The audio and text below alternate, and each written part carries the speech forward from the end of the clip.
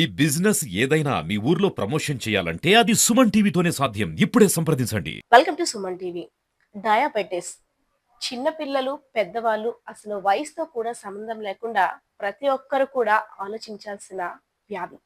So diabetes ఎందుకు వస్తుంది? Diabetes వచ్చిన తర్వాత ఎలాంటి జాగ్రత్తలు తీసుకోవాలి? డయాబెటిస్ రాకుండా ముందుగా ఎలాంటి ఆహారాన్ని తీసుకుంటే డయాబెటిస్ నుండి మనల్ని మనం రక్షించుకోవచ్చు? సో ఇలాంటి ప్రశ్నలన్నిటి కూడా సమాధానం తెలిపేందుకు మన ముందు ఉన్నారు ప్రముఖ న్యూట్రిషనిస్ట్ లక్ష్మీ నారాయణరావు గారు ఉన్నారు. ఆయన అడిగితే మరిన్ని వివరాలు తెలుసుకుందాం. సార్ నమస్తే. నమస్తే. డయాబెటిస్ అనేసరికి అందరిలో కూడా తెలియని భయం స్టార్ట్ అయిపోతుంది.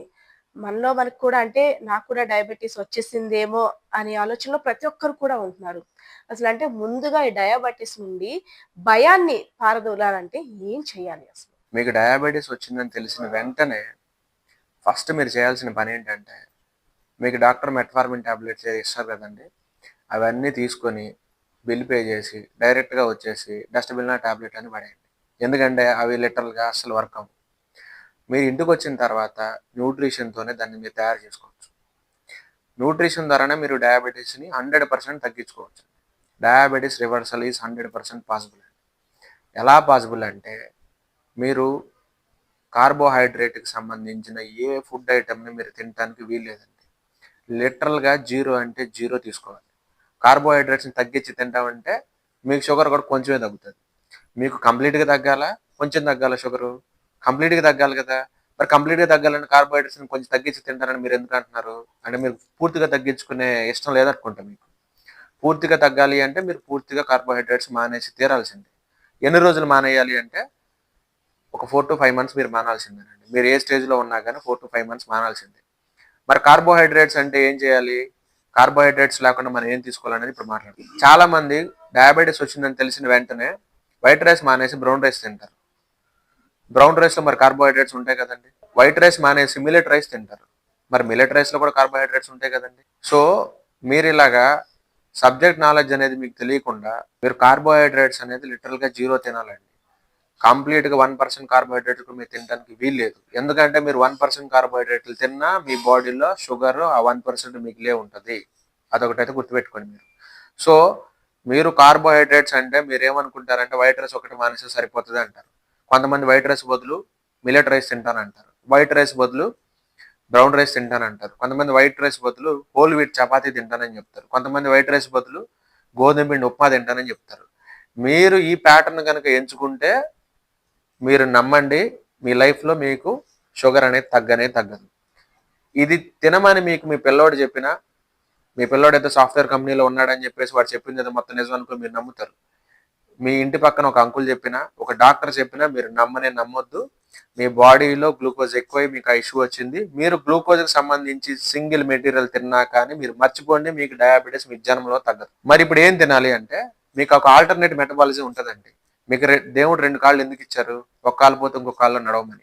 మీకు 2 బాత్రూమ్లు ఇంట్లో ఎందుకు కట్టించుకున్నారు? ఒక బాత్రూమ్ రిపేర్ వస్తే ఇంకో బాత్రూమ్ వాడుకోమని.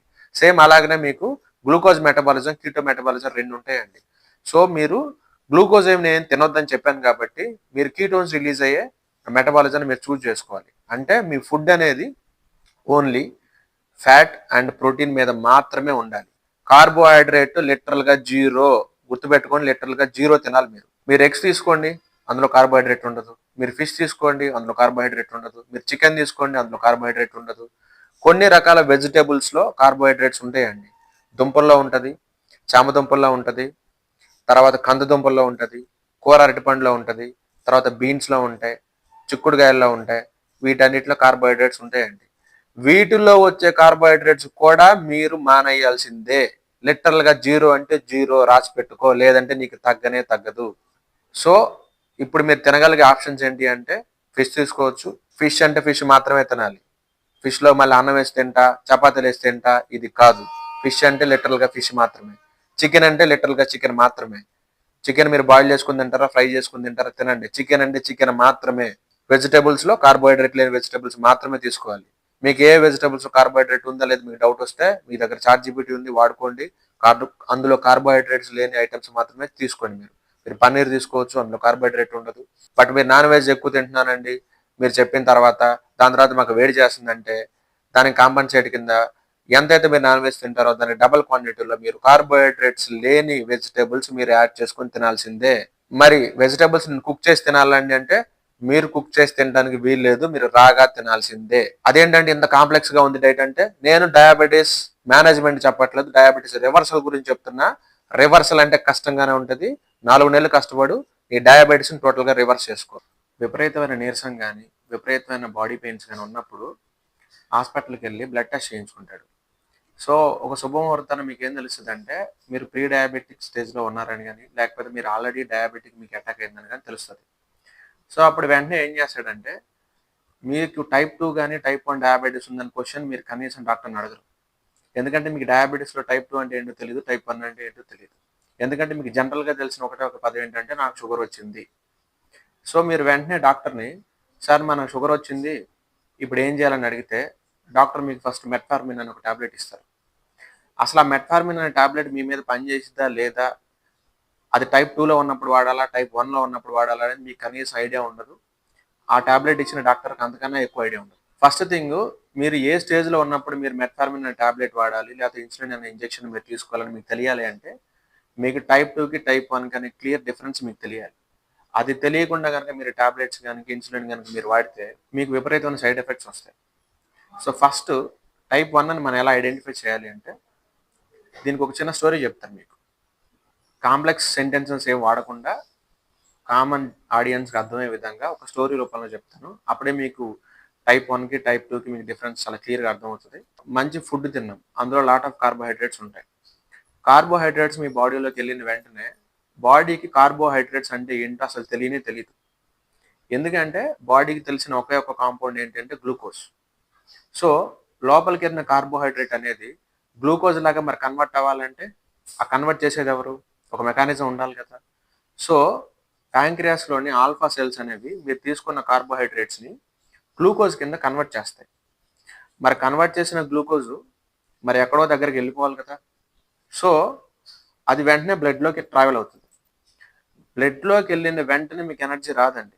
ఎందుకంటే బ్లడ్లోకి వెళ్ళిన తర్వాత మన బాడీలో 40 ట్రిలియన్ సెల్స్ ఉంటాయి, అంటే 40 లక్షల కోట్ల సెల్స్ ఉంటాయి. ఈ 40 లక్షల కోట్ల సెల్స్లోకి మీరు తీసుకున్న గ్లూకోజ్ అనేది ట్రావెల్ అయితేనే మీకు ఎనర్జీ వస్తుంది. బ్లడ్లోకి వెళ్ళినంత మాత్రాన్ని మీకు ఎనర్జీ వస్తుంది అనే కాన్సెప్ట్ మీరు ఎక్కడైనా వినుంటే అది దేనికి పనికిరాని concept. Please ignore it. Doctor గారు, షుగర్ వ్యాధి వచ్చింది అనగానే కొంతమంది ఏంటంటే నాకు ఏ సింటమ్స్ కనిపించలేదు, సో ఇంత హై లెవెల్లో నాకు ఎందుకు డయాబెటీస్ వచ్చిందని క్వశ్చన్ అయితే రేజ్ అవుతుంది. సో డయాబెటీస్ వచ్చే ముందు లక్షణాలు ఎలా ఉంటాయి? కొంతమందిలో లక్షణాలు కనిపిస్తుంటుంటాయి, కొంతమందిలో ఏ లక్షణాలు లేకుండానే నార్మల్ టెస్ట్ కి వెళ్ళేటప్పుడు డయాబెటీస్ ఈ లెవెల్లో ఉందని తెలుస్తుంటుంది. సో ముందుగా డయాబెటీస్ వచ్చింది అని తెలియాలంటే మనలో అంటే సెల్ఫ్ గా టెస్ట్ ఎలాంటివి ఉంటుంటాయి?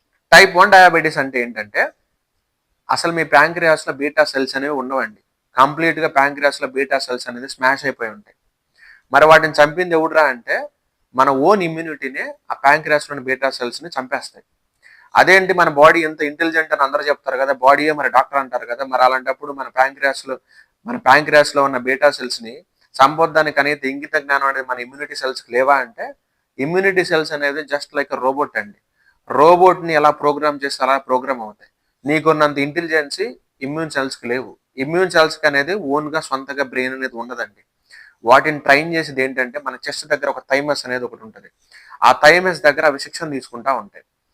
ప్యాంక్రియాస్లో ఉన్న బీటా సెల్స్ని తన చేతులతోనే తనే కెమికల్స్ రిలీజ్ చేసి మన ఇమ్యూన్ సెల్స్ చంపుతాయండి. ఆ చంపడానికి రీజన్ ఏంటంటే, మీ బాడీలోకి ఏదైనా వైరస్ వెళ్ళినప్పుడు అది ఫస్ట్ టార్గెట్ చేసేది మన ప్యాంక్రియాస్లో ఉన్న బీటా సెల్స్ అండి.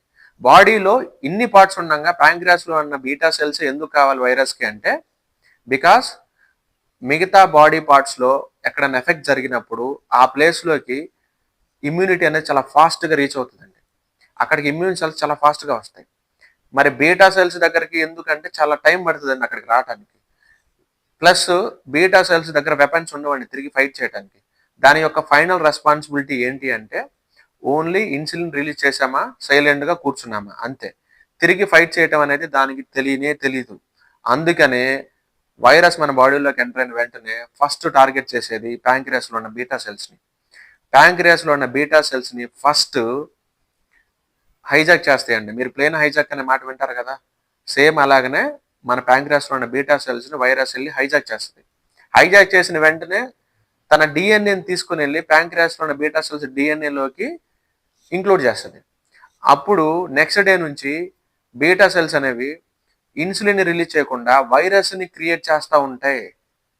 సో దానివల్ల వైరస్లు అనేది మల్టిప్లై అవుతూ ఉంటాయి. ఇలా వైరస్లు మల్టిప్లై అవుతూ ఉంటే మరి ఇమ్యూన్ సెల్స్ చూస్తూ ఊరుకుంటాయా? ఆ వైరస్ల మల్టిప్లై కనుక అయిపోతే మీ బాడీకి థ్రెట్ ఉన్నట్టే కదా. అందుకనే మన ఓన్ సెల్ అయిన బీటా సెల్ని ఇమ్యూన్ సిస్టమ్ అనేది తన సొంత చేతులతోటి తనే చంపేస్తుందండి. ఇలా చంపినప్పుడు మీకు నెక్స్ట్ డే నుంచి మీకు ఇన్సులిన్ అనేది ఉండనే ఉండదు. సో మీరు ఈరోజు నైట్ మీ ఇన్సులిన్ చచ్చిపోయింది కంప్లీట్గా, బీటా సెల్స్ని మీ ఓన్ ఇమ్యూన్ సెల్స్ చంపేసి అనుకోండి. నెక్స్ట్ డే మార్నింగ్ మీరు 2 ఇడ్లీలు తిన్నారు. ఆ 2 ఇడ్లీలు లోపలికి వెళ్ళి గ్లూకోజ్ కింద కన్వర్ట్ అయిపోయింది. ఆ కన్వర్ట్ అయిపోయిన గ్లూకోజ్ ఇప్పుడు బ్లడ్లోకి వెళ్ళింది. బ్లడ్లో నుంచి సెల్ లోపలికి వెళ్ళడానికి ట్రై చేసింది. అక్కడ ఉన్న హైడ్రాక్సీ కీటోన్ అనే వాచ్మెన్, నువ్వు వెళ్ళి ఇన్సులిన్ తీసుకొచ్చుకోపో, లేకపోతే నీ ఇన్సులిన్ తీసుకొచ్చుకోపో, నీకు లోపలికి ఎంట్రీ లేదని చెప్పాడు. ఇప్పుడు ఇన్సులిన్ తీసుకురావాలంటే ఇన్సులిన్ క్రియేట్ చేయడానికి బీటా సెల్స్ లేవు కదండి, బీటా సెల్స్ మొత్తం చచ్చిపోయినాయి కదండి, రాదు. సో ఆ బ్లడ్లో ఆ గ్లూకోజ్ అలానే మిగిలిపోతుంది. మరి రేపొద్దున ఇంకో బిర్యానీ తిన్నారు, మళ్ళీ సేమ్ గ్లూకోజ్ అలానే బ్లడ్లో అక్యుములేట్ అయిపోద్దండి. నెక్స్ట్ మళ్ళీ మీరు ఒక కూల్ డ్రింక్ తాగారు, లేదా ఒక డబుల్ కా మీఠా తిన్నారు, మళ్ళీ సేమ్ గ్లూకోజ్ బ్లడ్లో అక్యుములేట్ అయిపోతుంది. ఎందుకంటే మీకు బీటా సెల్స్ లేవు, మీ ఓన్ ఇమ్యూనిటీ సెల్సే వాటిని చంపేసినాయి, మీకు ఇన్సులిన్ ప్రొడక్షనే లేదు. సో ఇలాగా ఒక 4-5 డేస్ మీరు కంటిన్యూస్గా మీరు తిన్నా కూడా మీకు ఎనర్జీ రాదండి. ఎందుకు? బ్లడ్లోకి గ్లూకోజ్ వెళ్ళింది కానీ సెల్ లోపలికి వెళ్ళలేదు కదా, మీకు ఎనర్జీ రాదు. అందుకే మీకు విపరీతం నీరసం రావటం వల్ల మీరు డాక్టర్ దగ్గరకు వచ్చారు. సో ఇప్పుడు మీ డాక్టర్ బ్లడ్ టెస్ట్ చేసినప్పుడు మీ షుగర్ 400-500 ఉందని మీకు తెలుస్తుందండి. ఆ తెలిసినప్పుడు అది టైప్ 1 డయాబెటీసా టైప్ 2 అనేది మీకు చెప్పాలండి అతను. టైప్ 2 డయాబెటీస్లో ఇన్సులిన్ ప్రొడక్షన్ అనేది పుష్కలంగా ఉంటుంది. టైప్ 1 డయాబెటీస్లో అసలు ఇన్సులిన్ అనే మాటే ఉండదు, ఎందుకంటే బీటా సెల్స్ లేవు, అక్కడ చనిపోయినాయి. ఒకవేళ మీరు ఏదైనా సొంత ప్రయోగాలు చేసి బీటా సెల్స్ని క్రియేట్ చేయడానికి ట్రై చేసినా కూడా మన ఓన్ ఇమ్యూనిటీ వాటిని మళ్ళీ చంపేస్తుంది. ఎందుకంటే వాటి మెమరీలో అవి థ్రెట్ అని ఆల్రెడీ రిజిస్టర్ చేసుకున్నాయి కాబట్టి మీరు ఎన్నిసార్లు బీటా సెల్స్ని క్రియేట్ చేసినా అన్నిసార్లు మన ఇమ్యూనిటీ వాటిని చంపేస్తూనే ఉంటుంది. మీరు జీవితాంతం బీటా సెల్స్ లేకుండానే బతకాలి. ఎస్ డాక్టర్ గారు, మీరు కొన్ని అంటే డయాబెటిక్స్ సంబంధించి ఎలాంటి ఫుడ్ తీసుకోవాలి, ఎలాంటి ఫుడ్‌ని అవాయిడ్ చేయాలో చాలా చక్కగా చెప్పారు. అంటే పేషెంట్స్ ఆలోచించేది ఏ విధంగా ఉంటుందంటే, అన్ని పోషక విలువలు కూడా కావాలి కదా! అన్ని పోషక విలువలు తీసుకుంటూనే డయాబెటిస్‌ని అవాయిడ్ చేయగలమా అనే ఆలోచన ప్రతి ఒక్కరిలో కూడా ఆ క్వెషన్ అనేది రైజ్ అవుతుంటది. సో, దానికి సొల్యూషన్ ఏంటి? బాడీకి అన్ని పోషక విలువలు కావాలి. ఓన్లీ చికెన్ తిను, ఫిష్ తిను, పన్నీర్ తిను, టోఫు తిను, వెజిటబుల్స్లో కూడా కార్బోహైడ్రేట్స్ లేని వెజిటబుల్స్ మాత్రమే చూస్ చేసుకొని తినాలి అంటే బాడీకి అన్ని పోషక విలువలు అందవు. I agree. అందుకే మనం ఏం చేస్తామంటే ఒక 4-5 మంత్స్ పాటు మీ డయాబెటీస్ మొత్తం రివర్స్ అయ్యేదాకా కూడా మల్టీవిటమిన్ అనేది ఒకటి మనం ప్రిఫర్ చేయాలండి. మల్టీవిటమిన్ ఒకటి, ఫిష్ ఆయిల్ ఒకటి, విటమిన్ సి అండి. ఈ 3 ఖచ్చితంగా ఈ 4-5 మంత్స్ మనం యూజ్ చేయాల్సిందేనండి. మార్నింగ్ మల్టీవిటమిన్ వేసుకోండి, మధ్యాహ్నం ఫిష్ ఆయిల్ వేసుకోండి, నైట్ విటమిన్ సి తీసుకోండి, లేదా ఆఫ్టర్నూన్ విటమిన్ సి తీసుకొని నైట్ ఫిష్ ఆయిల్ తీసుకోండి. ఎలా అయినా అది మీ ఇష్టం, but end of the day ఈ 3 మీరు ఖచ్చితంగా తీసుకొని తీరాల్సిందే. అండ్ వన్ మోర్ థింగ్, మీరు ఏం చేయాలి అంటే మీరు ఆమ్లెట్ వేసుకున్నారనుకోండి, అందులో ఖచ్చితంగా గీ వేసుకోండి. గీ తోటి మీరు ఆమ్లెట్ వేసుకోవాల్సి ఉంటుంది. ఎందుకంటే కార్బోహైడ్రేట్స్కి ఆల్టర్నేట్ మనం ఇక్కడ ఫ్యాట్ని చూజ్ చేసుకుంటున్నాం కాబట్టి మీరు ఏ ఫుడ్ తిన్నా గుర్తుపెట్టుకోండి, మీరు ప్రోటీన్ అండ్ ఫ్యాట్ కాంబినేషన్తో మాత్రమే మీరు తిని తీరాలి. మీరు చికెన్ వండుకున్నా అది గీతో కానీ, కోకోనట్ ఆయిల్తో కానీ, వెన్నపూసతో కానీ మీరు చేసుకోవాల్సిందే. లేదా మీరు ఫిష్ వండుకున్నా కానీ మీరు గీతోనే చేసుకోవాలి. ఫ్యాట్కి సంబంధించిన ఒక 5-6 పిల్లర్స్ ఉంటాయండి. అవేంటి అంటే, ఒకటి కోకోనట్ ఆయిల్ ఉంటుంది, 2 గీ ఉంటుంది, 3 పెరుగు మీద మేగడ ఉంటుంది, వెన్నపూస ఉంటుంది. మరి మీరు చీజ్ లాంటి వాటికి వెళ్ళొద్దండి, అది ఫ్యాటే, బట్ అది మంచి ఫ్యాట్ కాదు. ఒక 4-5 ఆప్షన్స్ మాత్రం అనుకుంటే ఇవి తీసుకొని మీరు మీల్స్ అనేది మీరు ప్రిపేర్ చేసుకుంటే మీకు ఖచ్చితంగా ఎనర్జీ అనేది మీకు ఎక్కడికి వెళ్ళదండి. మీరు 100% ఫిట్గా ఉంటారు. మీకు మజిల్ లాస్ కూడా జరగదు. 4-5 మంత్స్ తర్వాత మళ్ళీ మీరు హ్యాపీగా చపాతీలు తినడం స్టార్ట్ చేయొచ్చు, గోధుమ ఉప్మాలు తినడం స్టార్ట్ చేయొచ్చు, ఇడ్లీ దోశలు తినడం మీరు స్టార్ట్ చేయొచ్చు, మీరు రైస్ కూడా తినడం స్టార్ట్ చేయొచ్చు. మీరు ఏది మానేయాల్సిన అక్కర్లేదు. బట్ 4 నెలలు మాత్రం మీరు తపస్సులాగా మానేసి తీరాల్సిందే. అప్పుడు మాత్రం మీకు డయాబెటీస్ రివర్స్ అవుతుంది. గుర్తుపెట్టుకోండి, డయాబెటీస్ మేనేజ్మెంట్‌కి నేను చెప్పలేదు. డయాబెటీస్ రివర్సల్‌కి చెప్పాను. రివర్సల్ ప్రాసెస్ ఎప్పుడు కొంచెం కష్టంగానే ఉంటది. డాక్టర్ గారు thank you so much. Diabetes అనేసరికి ఎన్నో అపోహలతో ముందే మనిషి తనంతట తాను నీరసం అయిపోతుంటుంటాడు. సో అలాంటి వాళ్ళందరికి కూడా నిజంగా ఒక క్వెషన్, ఈ ఫుడ్ తినాలి, ఏం తినకూడదు, ఇది తినడం వల్ల నీరసం అయిపోయాను, అయ్యో నాకు ఈ ఫుడ్ అలవాట్లేదని. సో అంటే వాళ్ళకున్న అలవాట్లని కొంత అవాయిడ్ చేసుకుంటూ ఒక 4 మంత్ వాటిని అవాయిడ్ చేస్తే మాత్రం ఫుల్‌గా నార్మల్ పొజిషన్‌కి వచ్చానంటే మీరు క్లారిటీ ఇచ్చారు.